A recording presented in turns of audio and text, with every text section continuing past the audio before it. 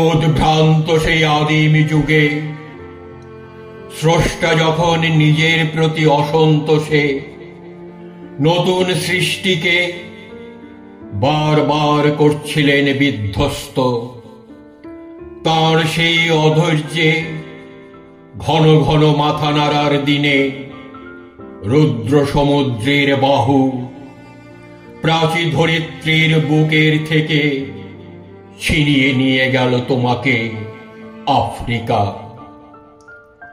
বাঁধলে তোমাকে বনস্পতির নিবিড় পাহারায় কৃপণ আলোর অন্তঃপুরে। সেখানে নিভৃত অবকাশে তুমি সংগ্রহ করছিলে দুর্গমের রহস্য, চিনছিলে জল স্থল আকাশের দুর্বোধ সংকেত। প্রকৃতির দৃষ্টি অতীত জাদু মন্ত্র জাগাচ্ছিল তোমার চেতনাতীত মনে। বিদ্রূপ করছিলে ভীষণকে বিরূপের ছদ্মবেশে।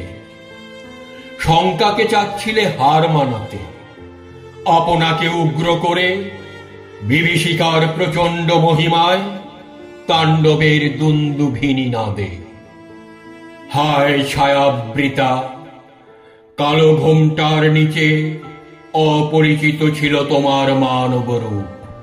উপেক্ষার আবিল দৃষ্টিতে এলো ওরা লোহার হাতকড়ি নিয়ে, নখ যাদের তীক্ষ্ণ তোমার নেক্রের চেয়ে।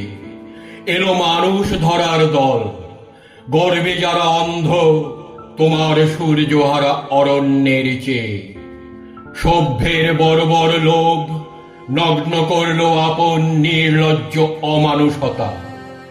তোমার ভাষাহীন ক্রন্দনে বাষ্পাকুল অরণ্য পথে পঙ্কিল হল ধূলি তোমার রক্তে অশ্রুতে মিশে।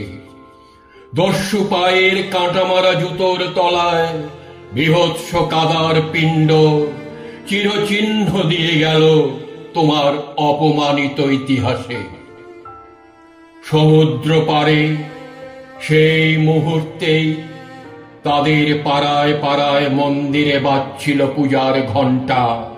সকালে সন্ধ্যায় দয়াময় দেবতার নামে শিশুরা খেলছিল মায়ের কোলে। কবির সঙ্গীতে বেজে উঠছিল সুন্দরের আরাধনা। আজ যখন পশ্চিম দিগন্তে প্রদোষকাল, ঝঞ্ঝা বাতাসের ঊর্ধ্বশ্বাস, যখন গুপ্ত গহ্বর থেকে পশুরা বেরিয়ে এলো, অশুভ ধ্বনিতে ঘোষণা করল দিনের অন্তিম কাল।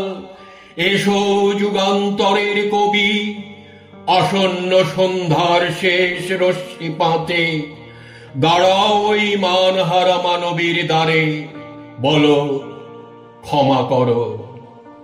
হিংস্র প্রলাপের মধ্যে সেই হোক তোমার সভ্যতার শেষ পুণ্যবাণী।